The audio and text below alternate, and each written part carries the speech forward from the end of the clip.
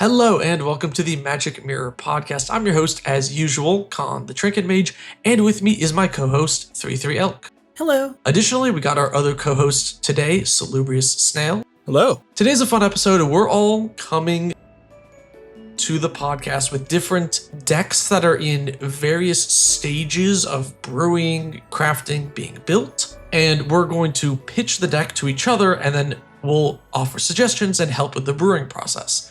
And then you, at home, can also put suggestions in the comments and play along. And then we'll get to some of your questions from the previous episode. But before we get into all that, we need to thank today's sponsor, Card Castle, the easy way to sort your collection digitally.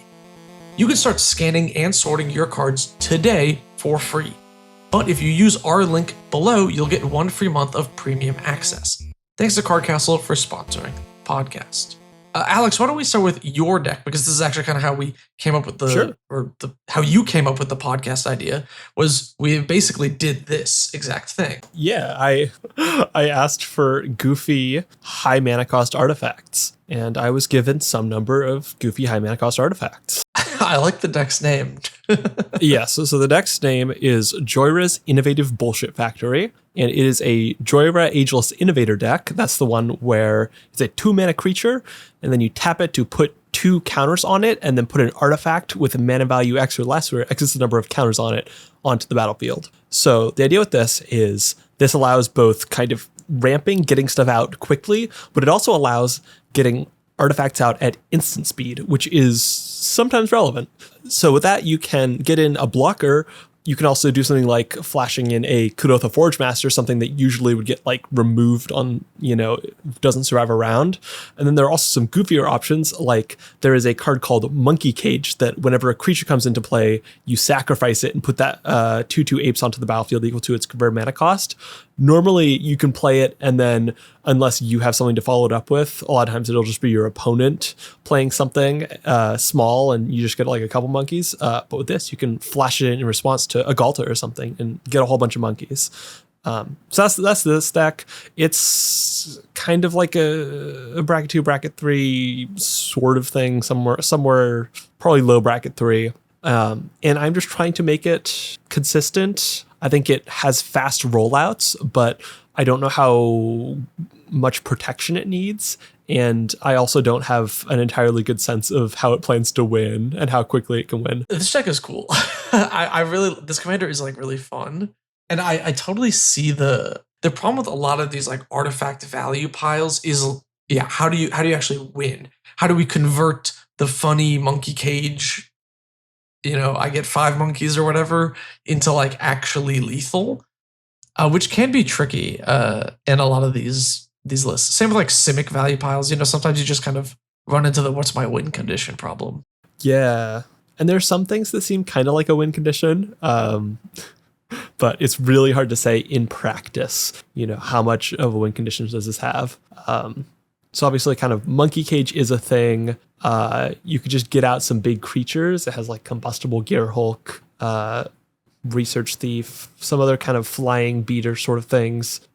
Nexus of Becoming can turn out tokens, but I don't know. What are your guys' thoughts on some good win cons for artifacts? Well, I have one in mind that's rather mean.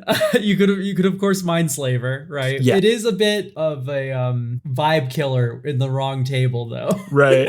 That is another thing that I'm not sure of with this deck is what vibes I'm going for yet. Currently, I do have God Pharaoh statue in, which I feel like that feels like a signpost for the level of salt the deck is throwing out. I don't really want to go past that in terms of like more brutal than like a +2 cost to everything tax. But I think that definitely, that being in the deck is immediately kind of showing that I'm willing to get a little saucy with it. I was going to say, are you familiar with the card Nullstone Gargoyle? I love that card. It's like 9 mana, players can't cast non-creature spells. No, the first non-creature spell a turn that is cast is countered. And it's a 9 mana 5/4 with fly. That's funny. The only thing is like, it's kind of hard to get to 9 mana. Like odd mana values are really hard with Joyra because you get 2 per tap of Joyra. Yeah. Right. It's pretty easy with like an untapper engine, but not. Is it not extra less? It is extra less. Yeah, you need 5 taps. It is, I don't know. It is a lot. Yeah. No, I like that as a possibility. It is funny. It does have some style to it.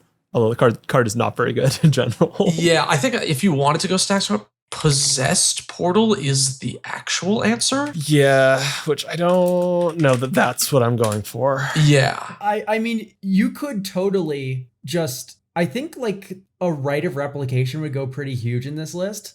Could you imagine Rite of Replicating a Lodestone Golem? Yeah. Like kicked. And then you just have like 6 of those things. And no one can cast spells except for you because you're the artifact deck. Yeah. And you're going to town with 5 3s. Fair. I was actually about to suggest clones as well. So right now in my Tower Notes list, one of my main win cons is I have like Copy Artifact, Sculpting Steel, Phyrexian Metamorph, all of these like things that clone artifacts. And then I just play big dumb artifacts like Cityscape Leveler. And if you have 2 Cityscape Levelers in play because you copied it, I mean, you'll get there eventually, right? You swing, you kill 2 blockers, you hit them for 16. Like, it's like a pretty fair, fun way to just be like, here's my 8/8, I made a copy of it. I'm gonna punch you. I feel like the first Phyrexian Metamorph would go pretty hard in this deck too. Yeah, that's totally fair. I know Copy Artifact is reserveless, but you know, that's what printers are for. I am trying to keep this deck relatively budget, at least to start with. So, but Sculpting Steel is like great news about Rite of Replication now. Yeah, I was gonna say, like, Rite of Replication, Sculpting Steel, Phyrexian Metamorph, those are all cheap as hell. Yeah. I was specifically thinking Cityscape Leveler. That's kind of on the edge because I can fit some number of cards at that price range. Like Kudoth of Forge Masters a little bit, but I am not sure. I'm not gonna lie, I cracked Cityscape from a pack, so it's like $7. Whoa, really? Yeah, it is. It's because it sees play at Tron. It's very popular there. Just any high cost, like very efficient, flexible artifact is going to be pretty up there in price. Because if you like go looking for them, there just aren't that many like consistently strong high cost artifact things. It's also enchantment removal in Izzet colors, which is actually pretty relevant. I guess the other option is a Wormcoil Engine, which is, I know, also not super budget. I am a little bit sad not to see a Liquimetal Torque in here because it goes really well with the Memnarch. No, that's a good call. I could definitely get a Liquimetal Torque in here. Yeah, and on top of that, a card I was really thinking about that would be pretty decent here is Mechanized Production. But not even just, no, you don't run it for the win the game. Who cares? You stick it on your artifact and just every upkeep you get another one. I thought. Yeah, I'm aware. It is also still. You're the Phyrexian Arena hater, and you're telling me to add Mechanized Production. You know what? Crazy, right? I mean this sincerely. It is an artifact is like pretty safe in a blue deck. Especially when you flash it in off Joyra, and then you go, okay, great, I'm going to untap, put the Mechanized Production on it, pass, and then you can still hold up Counterspell Magic. And then once you get your like second copy of, I suppose one of the better ones is Combustible Gear Hulk, but like, I don't know, like making Combustible Gear Hulk a threat and like goading out some removal is really not the worst. My problem with Mechanized Production that I've had when I've played it is it's really slow, and unlike Phyrexian Arena, it literally does nothing on an empty board. Like, you have to have another artifact you actually want to copy. And then, because it says win the game on you, more often than not, the other 3 players arch enemy you, even though it is very slow, even though it is objectively not good, they're like, whoa, win the game, they're gonna win, beat them up. And then I die every single time. It's what's that mana rock that like wins the game, the arena? Oh, the Strixhaven Stadium. Yeah. It's that problem. You play Strixhaven Stadium, everybody goes, let's kill this guy. Strixhaven Stadium of all cards. Yeah.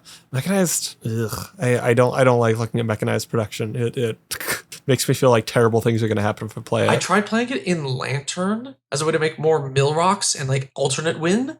And you know what's funny is I won faster with the mill plan than the actual Mechanized Production in Lantern Control back in Modern. Once again, I'm not suggesting this so it's like win the game. I know, it's just, I'm highlighting how slow the card is. By the way, Mechanized Production, the tokens, or rather, excuse me, the artifact name win condition doesn't have to be the thing it's enchanted. Correct, yeah. This is something that a lot of people get wrong. You can do something with like treasures or something. Yeah, if you have 8 clues or something sitting around and then it's on your soul ring and then you just untap with that, you'll win. Yeah. Oh man, you have Mystic Forge here already. It's just the Possessed Portal win is right there. I know that's not the direction you want to go, but Yeah, I could take it in a saucy direction. I think it'll depend on whether it feels like it passes for like a more chill casual deck or whether too far down the. I'm worried Joyra is too strong already. Like the commander already is some sort of like kind of high threat level card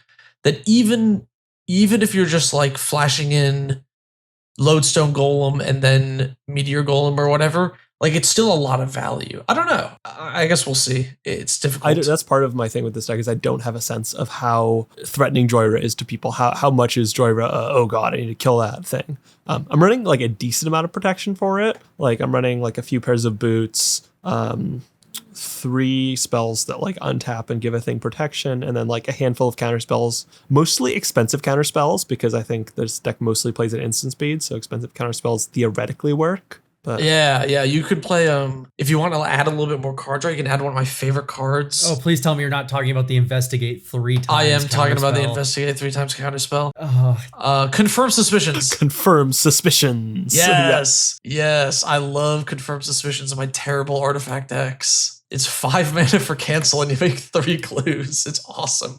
But if you're playing at instant speed, like you have synergies with the artifacts in play. Yeah. You crack the clues because you're playing instant speed, you're holding up your mana anyway, it doesn't matter. Right. It's like legitimately I useful. think it becomes very tempting if I have some artifact synergies.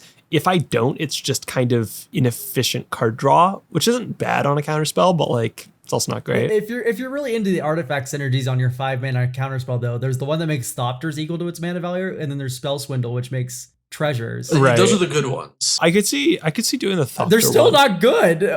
Spell Swindle's legitimately a pretty good card. Those are okay. Confirmed Suspicions is not very good. But I feel the like one that makes Thopters is like mid, but Spell Swindle is actually a real magic card. It depends. If you're like hyper instant speed the deck, I can see it. I've won a lot of games with Spell Swindle. Now, granted, it's an is it hold up my mana instant speed, playing deck, but it is in that shell, it is legitimately one of the best cards in your deck.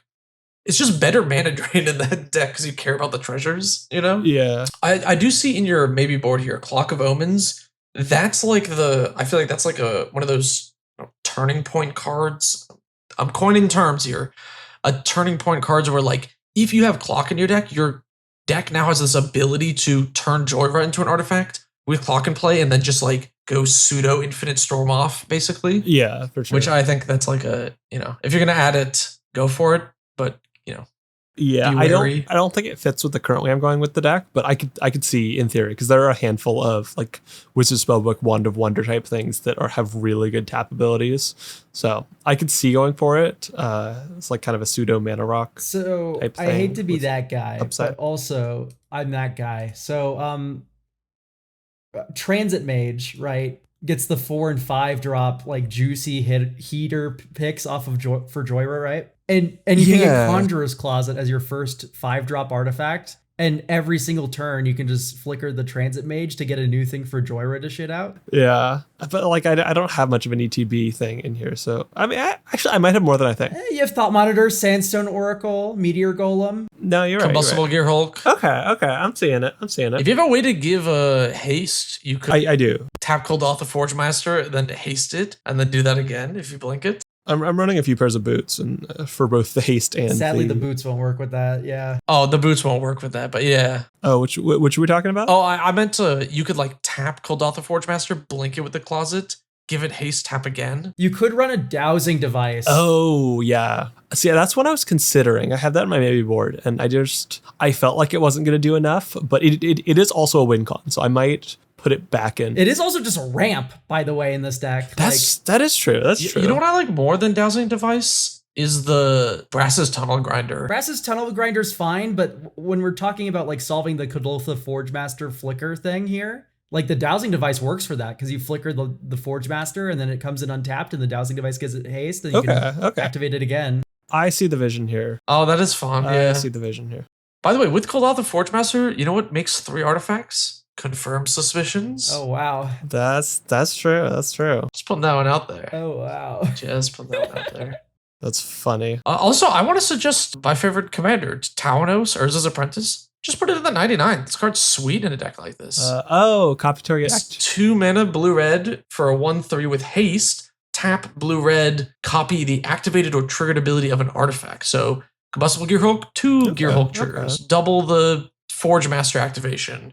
It's pretty funny. It lets you do a bunch of things. And he has haste, which is kind of nice. Yeah, no, I can see it. Absolutely. Tanos. They've printed a lot of Tanoses. Okay. Yes, there's a lot. They're all kind of cool, actually. Yeah. For me, like the kind of weirdo cards that are standing out now, or like Thran Spider. Yeah, I mean, I don't hate the card because it's ramp and it's like an end game kind of draw. Not even end game, but like if I'm playing instant speed, it's a draw source. It's not amazing though. I'm sure there's probably better. Yeah, it's just 7's like an iron price. It is, yeah. This deck runs a lot of ramp, so I don't know. It's possible that it's worth cutting. That might be one that I like a little too much. All right.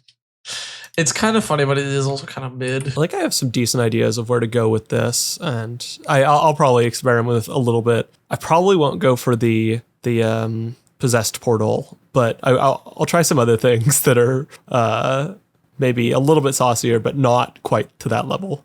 Might put Mindslaver in as well. That sounds kind of fun. Okay, if you're considering Mindslaver, I can hit you with some tech. Okay. The moment you put in Mindslaver, Aeon Engine becomes one of the funniest cards in Magic the Gathering's history. Yeah. Aeon Engine's this big, clunky 5-mana artifact that enters tapped, and you can tap it and exile it to reverse the game's turn order. What you do is you play it, and then you Mindslaver someone. You Mindslaver the next player in turn order. You ruin their life with the Mindslaver. And then you tap the Aeon Engine during their turn, and you basically extra turn. Yeah. Because you pass the turn back to yourself from the Mindslavered person's turn. And where Aeon Engine gets really funny is if you're running that mechanized production, you can pass between you and a player forever if you have a way to untap an artifact. Industrial levels of Aeons. That feels deeply techy. I need to... My favorite Mindslaver tech is with Taunos, where if you have Mindslaver, Taunos, and Academy Ruins to loop the Mindslaver, you permanently steal 2 players' turns and you make the game into arch enemy, where now it's a 3v1. Yeah, because you just beat up the one player that isn't mind controlled permanently. You just beat up the one player as a mind controlled. You can also run an Esoteric Duplicator. This is from the big score. Oh, yeah. 2 and a blue. Whenever you sacrifice another artifact, you may pay 2. If you do, at the beginning of the next end step, create a token that's a copy of that artifact. And it doesn't say... this card's awesome. What? It doesn't say non-token on it, so you can keep sacking the token Mindslaver to take control of someone's turn. Wait, I should get a copy of this just in general for my artifact shenanigans. This card's cool. It is a fun card, yeah. Yeah, and then of course, naturally, you'll be wanting to run Academy Ruins, right? That's the Mindslaver card. For sure. Yeah, well, that makes sense. I'll probably put in the... Academy Ruins needs a reprint. Oh, I got one in Aether Drift. I'll probably add in the ETB package and then see where I'm at after that. A lot of my text just came from a deck I was brewing recently with Draftna, doing like kind of the same thing, just like wacky artifact stuff. But I do have another deck that we can talk about. This is Nashi Moonsage's Scion Doomsday Excruciator Mill. Okay, cool. So the joke is that you self-mill yourself, and then you can use Witch's Cottage or Mortuary Mire to put the Doomsday Excruciator on top of your library, and then cast it with Nashi or Bolas's Citadel, because you have to cast it to get the ETB. You can't reanimate it. And there's also a couple, of course, top of library tutors in here. Like, I'm not running like Vamp or anything or Imperial Seal, but I'm running the Scheming Symmetry, Insatiable Avarice, to help get the Doomsday Excruciator out. And then once the Doomsday Excruciator exiles everything but the bottom 6 cards of everyone's library, there's a couple of lines of play. There's like a Gonti Lord of Luxury Saw in Half plan, where you just like exile 4 cards from each of your opponent's libraries using that. There's also cards that reshuffle into your library in this deck, like Beacon of Unrest. A Murderous Rider also does that. He'll go to the bottom if he dies. And I'm also running Elixir of Immortality as well as a way to just like reshuffle my library. And I'm also running a lot of Grave Purge effects, which are really dope as ways to get Nashi back into your hand instead of having to command zone him, so you can ninjutsu him in the future. And on top of that, they also serve as anti-decking maneuvers. If you did the big self-mill plan before, you can then stack your library with a bunch of different creatures, and then you'll have more cards in your library than your opponents and win that way. Is this a deck where you want misinformation? Oh no, and it's an opponent's graveyard. No, my bad. So this is a silly card I was thinking of for Dan. Does not work here. I was also just like really interested in having a deck where Inverter of Truth was just a good card outside of a combo application. Because if you hyper self-mill, that's fun. And then you Doomsday Excruciator, and then you Inverter your graveyard back into your library, that's metal. Yeah, no, that's just solid. What's the idea with Wombage Witches? Oh, so it's 2 Devotion to Black, and it can ping Llanowar Elves. I love Kumbaj Witches. Like, realistically, it only messes up one of the creatures in my deck. Like, I actually really like Kumbaj Witches in Commander, if you have a deck that can support it pretty well, which this one can, because once again, what are you going to do? Ping my Stitcher supplier? Oh no. Yeah. Nightmare. This is fair. I've never seen Kumbaj Witches. You've never seen Kumbaj Witches? It's so insane. I have not either. Don't sound surprised. What do you mean? Kumbaj Witches is great. This is like a staple in the format. Oh, Wait, no, actually, I've seen the Arabian Nights art. Yeah, there you go. Yeah, no, but Kumbash, which is awesome because you tap it and then you go like, okay, look at these 1/1s over here. Dr. Llanowar elves and an Elvish Mystic pal. Do you want to team up against this guy? And then you just start kicking the green player to death. I mean, I like the card. You can also coordinate to do a 2 damage ping on one thing as well. If there's like an annoying stacks piece that everyone hates, it's just good. So you have Beacon of Unrest to shuffle itself back into the deck, right? Yes. I like that deck, yeah. But wait, what about Black Sun Zenith? Ooh, you're right. Yeah, Black Sun Zenith would actually be very good. Anything that shuffles itself lets you, even if you don't have another way to shuffle things, just like having that endless supply of card is very good. And with those, it's pretty. Yeah, because Black Sun, you can just black, right? It also, yeah, it's black. You can, and then it just reshuffles, and you don't even have to target for it. Unlike Beacon of Unrest, where if there's no targets, I can't cast it. Well, that one is a graveyard exactly. at least. So I feel like it's probably. Yeah. Usually have it'll work most of the time, but yeah, I do like the Black Sun Zenith because it's also just a board wipe that reshuffles. So if it's literally my last card, I can just go board wipe every single turn and then wait. Yeah, I mean it's just a good card, also just in general, like Yeah, I like agnostic from the plan. Yeah, the thing is like also since Doomsday Excruciator has a Phyrexian Arena stapled to it, it can't just I need to be able to kill the Doomsday Excruciator, or somehow shuffle more than one card at a time. Because if it's just one card getting reshuffled, then I'll draw 2 and lose. So it's also really nice that the Black Sun Zenith explodes my Doomsday Excruciator. Yeah, this is true. So you're running all of the like Grave Purge effects. That seems kind of good. Yeah. Although your creature count is not that high. The thing is that they're just very good with Nashi, and I don't care if I only get like 3 creatures back, if that's enough. Makes sense. In my mind anyway. But I am open to hearing more creature additions. I'm just not sure what I would add. I feel like my default is always to like shift over the interaction suite to creatures. Although I don't know how saucy the decks you're playing against this with are going to be. Like some decks you'll want all of your removal to be 2 cost, whereas others having some like a Chupacabra or something can be not too bad. I could fit an Accursed Marauder. Yeah, a Cursed Marauder that would be good. solid. Yeah, a Cursed Marauder, and then maybe even a Shriekmaw. I like Shriekmaw a lot. The non-black, non-artifact does hurt, but it's still pretty decent. It's also good with Saw and Half, which I am running in the deck, so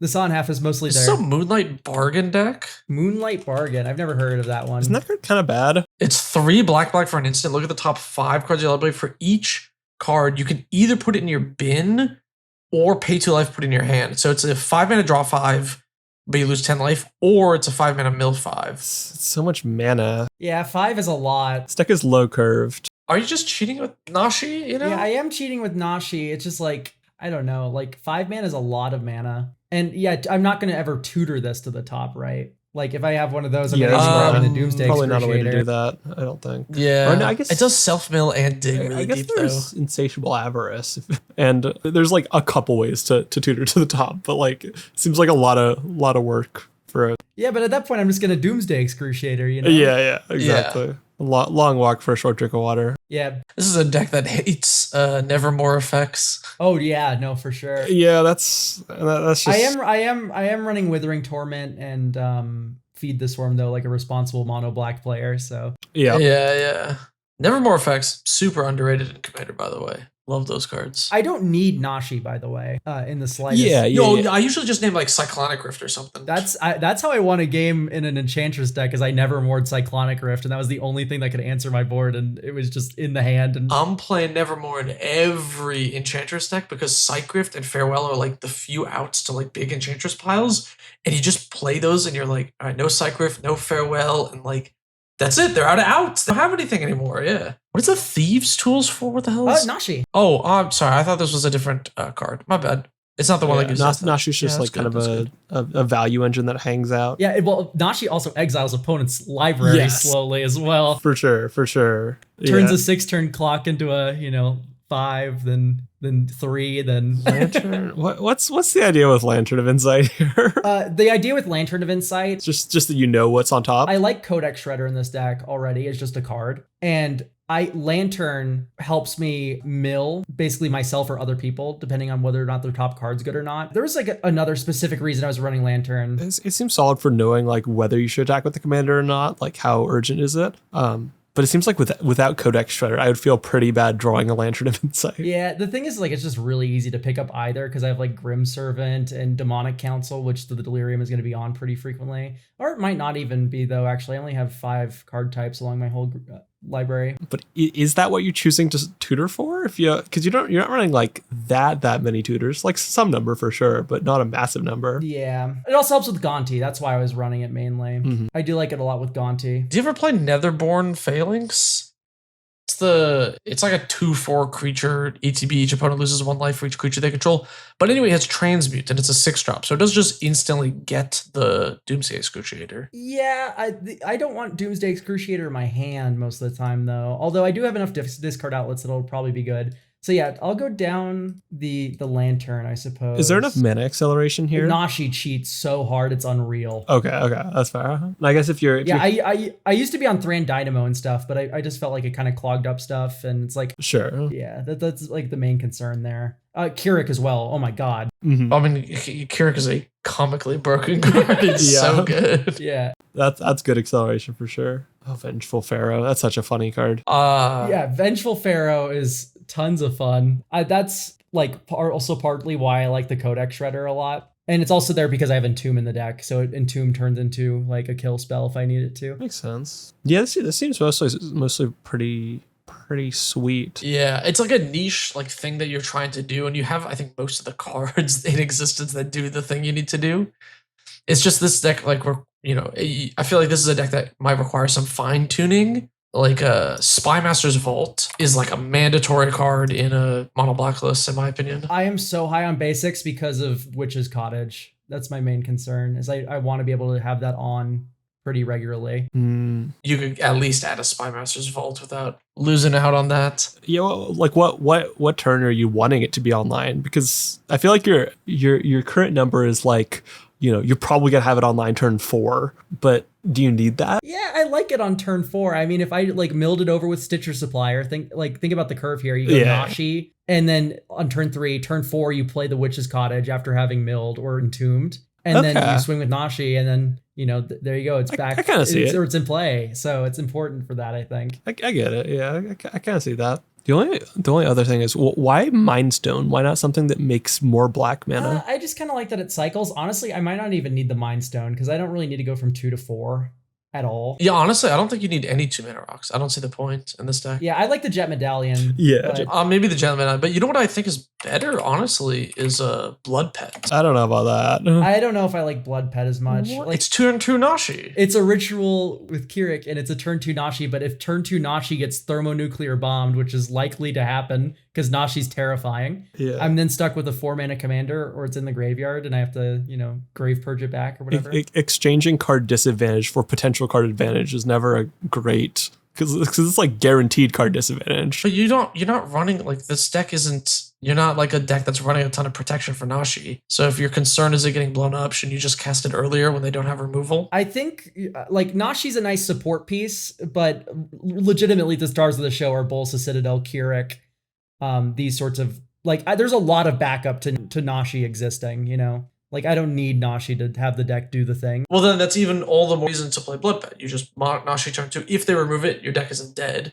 If they don't, you get absurd card advantage, and isn't that what you're looking for? Yeah, I'm being a little bit swayed. I mean, you're playing a 3-mana commander. I don't think this is quite as fast a deck as I would personally play Blood Pet in. It's like, what are your like critical early drops that are going to really start to set you ahead? Yeah, it's like exactly Nashi. I do run the Unstoppable Slasher in this deck as like a backup, because I do run Thieves Tools and Key to the City Right to get Nashi through. Yeah. So just like having like, oh, everything's on lockdown, I guess I'm just gonna try to have your life total until you die is like the backup here. And I like that as a backup plan for sure. That goes well with the evasion. I also got the secret tech of running the Heartless Act as a kill spell, but some situations you can remove all the counters from your Unstoppable Slasher. That is funny. Surprise the person who thought they didn't need to keep up blockers. Great, yeah, I'm happy with those additions. I mean, anything else before we move on to cons? I don't think so. I don't think so. I think this was almost suggestions. So this is a deck that I play right now, but I want to keep the same themes and ideas for my Heliod list, but I'm adding a color. I want to add red. Mm. And I haven't locked down who the commander is or anything like that. Exactly. I'm kind of still iffy, but I want to hear your guys' suggestions. So the goal of this is to play control using virtual card advantage, where like the way this deck plays currently is instead of drawing a ton of cards, I kind of just hold up my mana, and then if I don't need to cast the Get Lost or whatever, I just make a dude with Heliod. And I make 2 dudes and 3 dudes and 4 dudes, and I just like do that.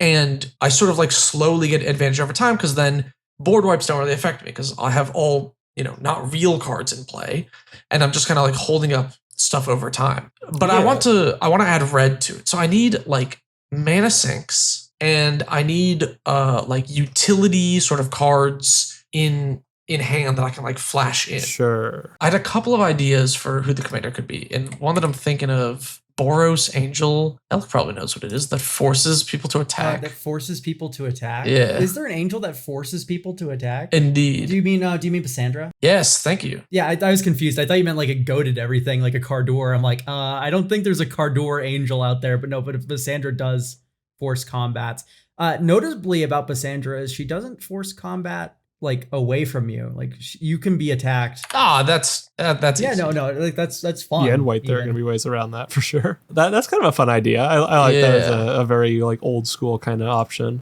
I played a draw go deck with Archangel Avacyn, which could be. I thought about that too. This deck, I kind of want it to be enchantment leaning, because I do want to play Humility in the 99, because I don't want that card sitting in my binder. It's my favorite card. Okay. There's no Boros enchantment commander, by the way. There's no Boros Enchantress card. It's so Enchantress, crazy. yeah, I see. I mean, there is like a couple, but they're mostly aura leaning and not like enchantment leaning. You know what I mean? Like, I don't want to build like Aura Voltron or whatever. Yeah, like for example, like Feather is like Enchantress kind of. Yeah, but not like this is not a card where like Assemble the Legion would be very good, but like Assemble the Legion is something that I'd be looking for in this deck to give you the vibe things of to what like I'm looking build for. advantage over time, basically. Makes sense. So you need something that gets like ideally, I think, a commander that gets around Humility's BS, because Heliod does that very well. No, because I can just play it as a finisher. Okay. Because you can always just play enchantments,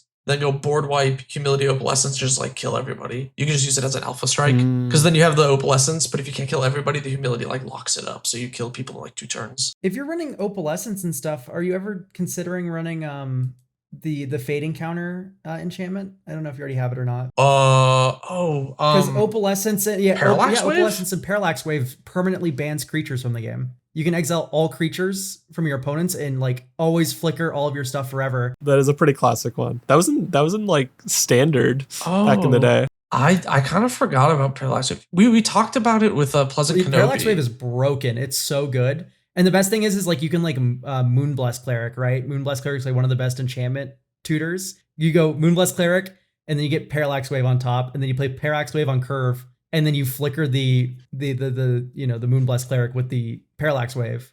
And Parallax Wave is like $25. Yeah, I feel like it used to be less, but yeah, it's a good card. It spiked recently. It used to be $8, and then do you know who got printed? Ketramos. It's another Ketramos spike. Oh right, yeah, it's wow. Yeah, it's so good with Ketramos. Oh, Ketramos is making everything spike. Hear me out. But Opalescence and that are, it's like I said, it's a creature lock, because you can just like exile all of your opponent's creatures, and every single time you do so, you can reflicker your Parallax Wave, which is really good. I was looking for enchantments with flash, and hear me out here, Con. Dictate of the Twin Gods. what? That's the damage doubler. It's a damage doubler for everyone, to be clear. It's not a one-sided. Oh, that's really funny with the force combat plan. I feel like you could also go power balance. That right? if you have any sort of top of library stuff, power balance could get really funny. Oh, I guess I could play Scroll Rack. That's one that probably would require more modification, but I love power balance. I get Scroll Rack top.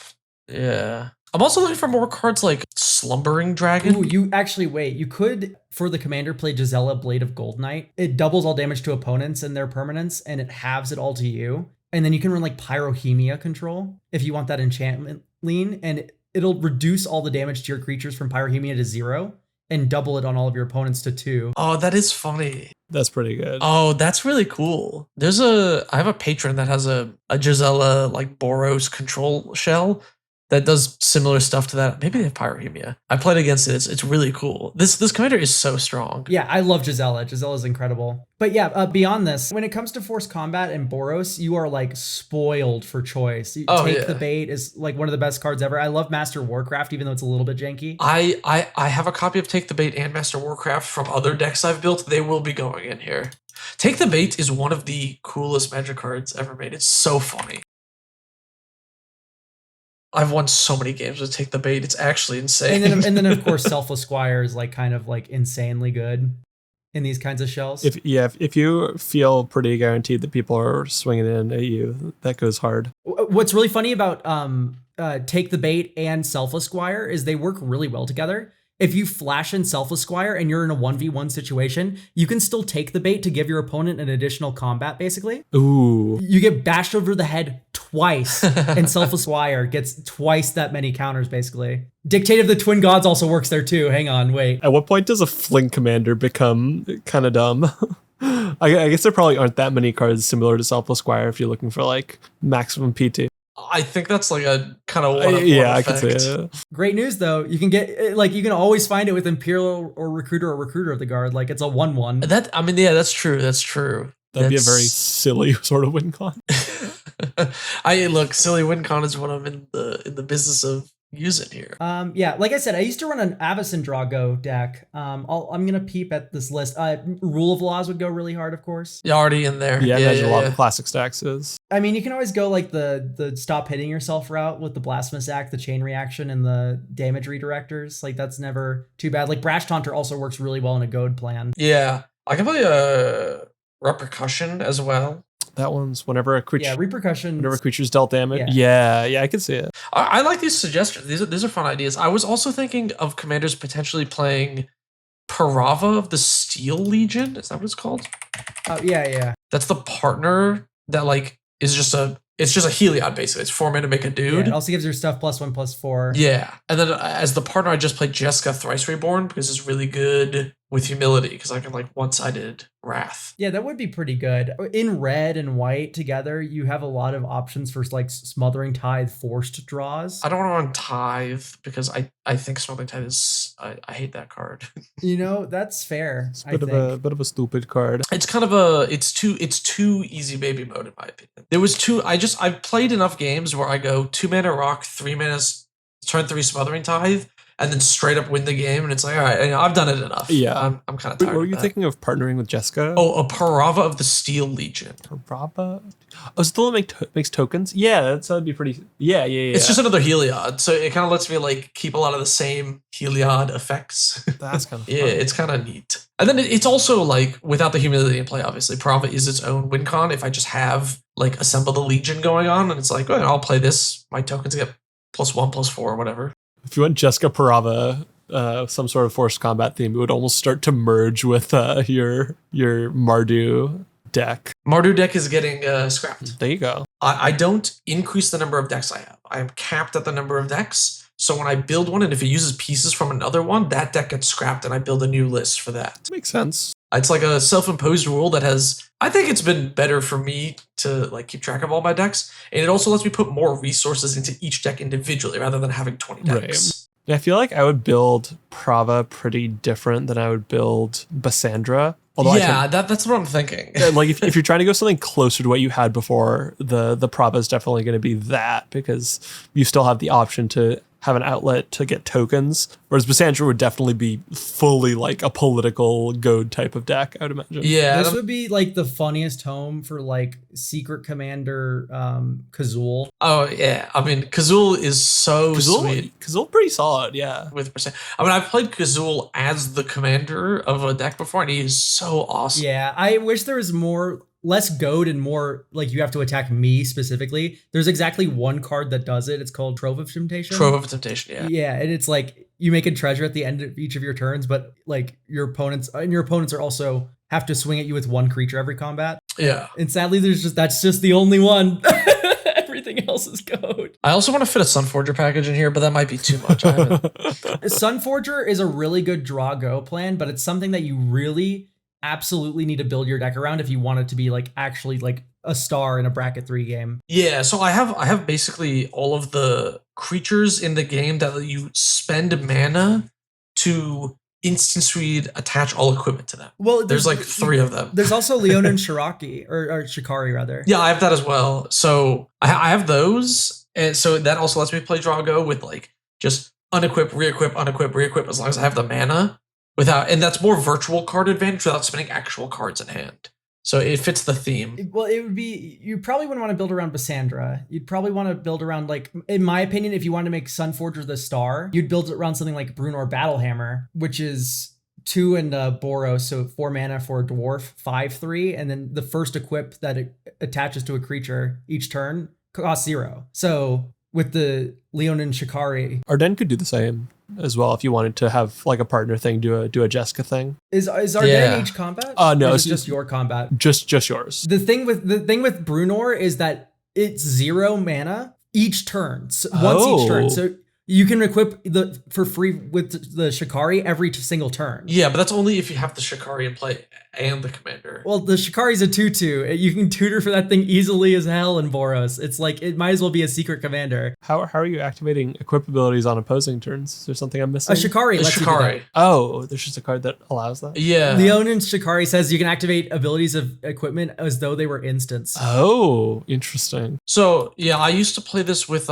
there's a 1-drop. It's in red. It's like a 1/1 with like first strike and haste. And it's like equip cost targeting this costs 3 less. Oh, Fervent Champion. Fervent Champion, thank you. Yeah, so Fervent Champion plus Leonin Shikari and Sunforger lets you go blue, red, unequip, cast a thing, equip, instant speed. You can just like loop it around as much as you want. Yeah. Okay. I see. And then of course you run tie to get Misfail Plains, so you can rebuy one of the instants every single turn. Yep. I have Misfill Plans as well. I've built so many Sunforger decks. I love the cards so much. That definitely does feel like it's starting to get a little bit niche. Like, I feel like if you're looking for a narrow Sunforger package, you just got to run like the basics of instants, and then you can use some tutors that do like equipments or auras, run some decent auras as well, so you're flexible. I think my problem is that I want to do a lot with this list, and I have to like trim one of the jank themes at this point. That is the way it goes. Okay.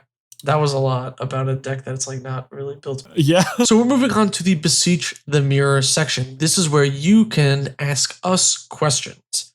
All you have to do is put mirror in the comment, and we'll use that to find it. First question comes from Vendi VD Vinci. They ask, mirror, I offer you my cat pictures to ask, how do you create bracket 3 decks? All of my decks are either bracket 2 or 4. I feel like I can't be in the middle. Kisses from France. I thought this was kind of interesting. I feel like bracket 3 is usually like most EDH decks in my mind. Okay, that's what I was thinking too. I was like, yeah, I feel like I have to really try to make a bracket 2 deck. Yeah, it's hard to make a bracket 2 deck that doesn't like absolutely stomp. I mean, keep in mind, bracket 2 can be stronger than a precon. It doesn't have to be, and I quote, like totally precon strength. But the most major factor is the turn you win by, as well as like, game changer count, which is probably 0, of course, at bracket 2. But yeah, there are plenty of decks that like you play them with a precon and they feel like normal-ish. Like you can tell they're a little bit stronger, but they're not like stomping all over the precons unless they fully gang up. Exactly. Yeah, this is just add a game changer. Yeah, don't just add a game changer. You need to also keep in mind how fast you're winning. You should be able to like threaten to win by around turn 7 on bracket 3. That isn't just a number I'm pulling out of my ass, by the way. That comes from the brackets article Gavin Fairhair wrote. It's around turn 7 that you can start seeing infinite combos come out of decks at bracket 3, right? So you need to be able to disrupt them then, or, produce one of your own, not just a combo, but a win in general. That's like kind of like the happy point for a bracket 3 deck in my mind. Going up interaction also helps a lot, making sure they have a ton of nice, cheap, efficient interaction that you can hold up and weave into turns is also very important. Honestly, I feel like turn 7 is almost kind of fast. I guess most of my decks are able to answer something by turn 7 in most cases. Exactly. No, so long as you're able to answer something. I'm not saying you have to win on turn 7, but you should become insurmountable, well protected, and also have answers by turn 7, right? So turn 7's kind of the magic number where it's like, it's a turn 7 format commander where it's not going to always end on turn 7. It's probably going to go much later because interaction's flying around left, right, and center. But in a vacuum, you should be in a very good spot with your deck by turn 7, and you should have a lot of openings to hold open removal and stuff for opposing things. Okay, next question is from GoodFacts1928 on Spotify. Mirror, mirror, I return experimental synthesizer to my hand with Glinthawk to ask you, what do you do when your idea of a fun deck or interaction is considered socially bad? For example, my idea of the most fun interaction in Magic is Possibility Storm plus Hive Mind, but I can't put that in a deck due to the earned stigma. I play what you want. I mean, legitimately, it's just like it really doesn't like you should just play what you find fun. And if people you play with don't find that fun, then I try to hopefully find new people to play with. I guess it really just does. This is more of like an environmental issue than a Magic the Gathering issue in my mind, because I love taking control of people's turns. I have an Emrakul looping deck. I just talked about Mindslaver loops earlier, and like people hate when you do that. But I still play them because I like doing it. It's a fun effect. It's like whatever. I don't really care what people think. And like I have a deck where I win with Grey Merchant of Asphodel. That's not interesting. I don't care. I like when my life total goes up. It's funny. That's how I kind of got into the format, was like, looping a Grey Merchant of Asphodel. So my mono black drain deck, runs the Grey Merchant. And that's like one of the best ways the deck can win. And I'm not ashamed by it, even though it's very stigmatized. It's just what I find fun, So yeah, I think that it's completely fair to, I think, just play whatever you want to play. I also think that if you are a fan of stacks and you're looking for something that is less extreme, there are actually a lot of options. They're still not going to be popular with people. Like nothing in this kind of sphere of things is going to be popular with people, because anything sort of related to stacks is going to be all about exerting some form of control. But that can look like a lot of, less objectionable things, like a political deck where you're trying to influence people's decisions, but not necessarily control them. That could look like a group slug deck. I think that's an awesome one if you are a stacks player and you're looking for something maybe a little bit less direct in its stacks, but using life total as an indirect kind of knob to control your opponents. And then just kind of Goad, I guess, would also be kind of political, but that would be another kind of realm of decks that are going to be adjacent to stacks, but a little bit less offensive to people in most cases. I'm gonna give you the secret right here. I want to make a whole video about stacks actually, and I'll give you the little secret sauce. So I love stacks, control, and goad, and all these quote unquote unfun things or whatever, right? And I've played them for years and years and years. And I have never, ever once in my entire life had somebody say, can you play a different deck? Can you switch decks? Can you do this? Can you do that? Blah, blah, blah. Because of two things. One, I match power levels. I'm not playing like mass land destruction, high power stacks against precons. You have to match the power levels. And two, I'm a chill guy. That's like the real answer, So when I play like Rule of Law, and they're like, well, I have to blow you up because you have Rule of Law, I don't complain, I don't moan, I don't whine about it, because it's like, yeah, you're making the correct decision.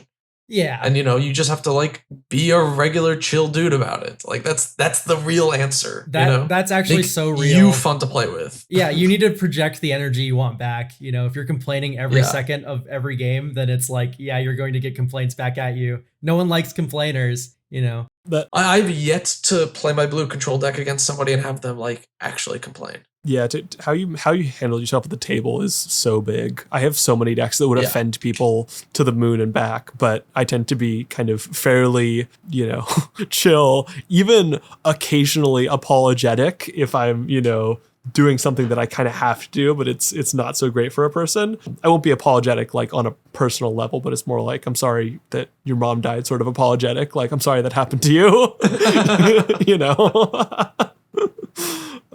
because it does suck when you feel shut out of a game. But there are also lots of decks that will shut people out sometimes, but have a variety of other kind of fun things they do that people will have a lot better time with and can even pose a challenge for people. That was a banger question as well. I'll say one more.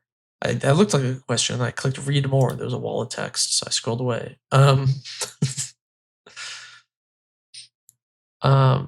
okay. This one I thought could be fun. Maybe we just like suggest like one or two cards. This comes from John something 4 numbers. Mirror, mirror, how do I do spot removal in mono red? If something is too big outside of maybe Blood Frenzy, I have a real way to deal with the what? Anyway, they're looking for. Sorry, I think the sentence is worded weirdly. They're looking for suggestions on spot removal in mono red.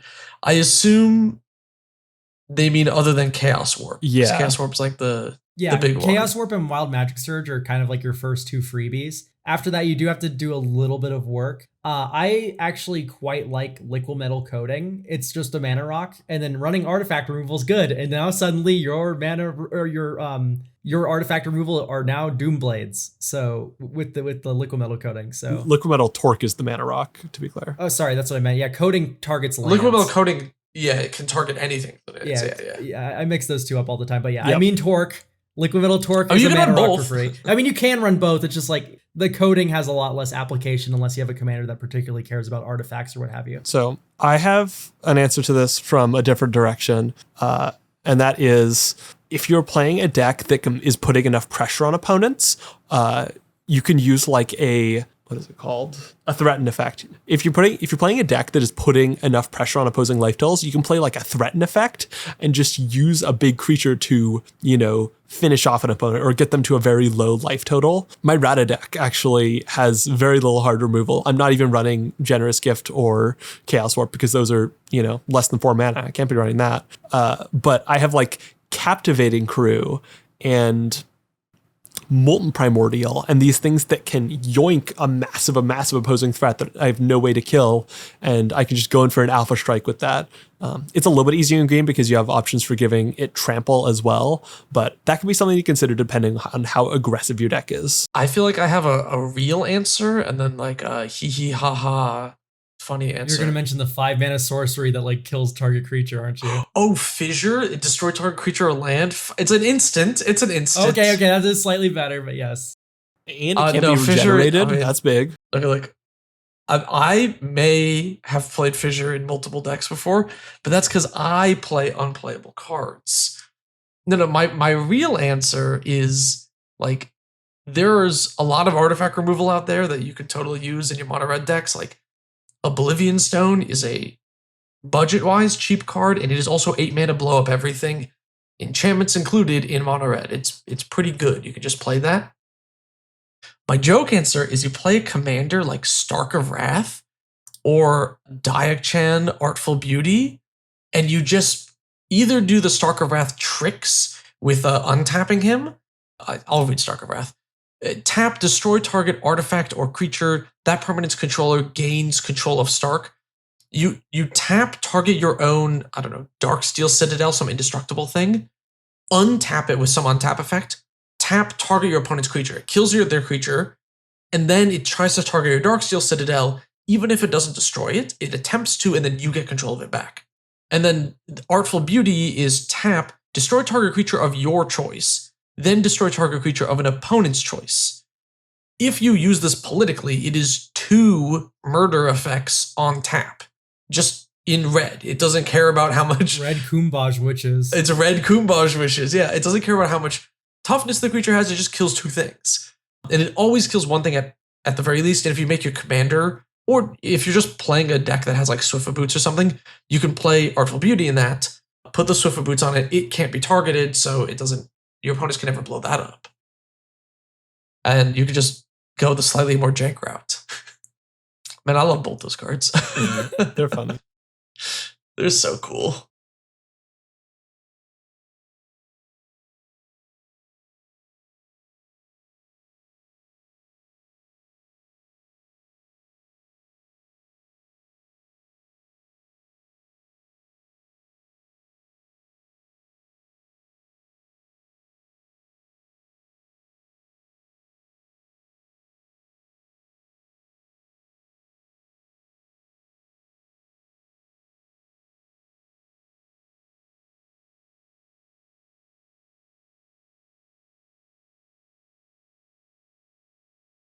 Today's a fun episode, and we're all coming for Pride Month.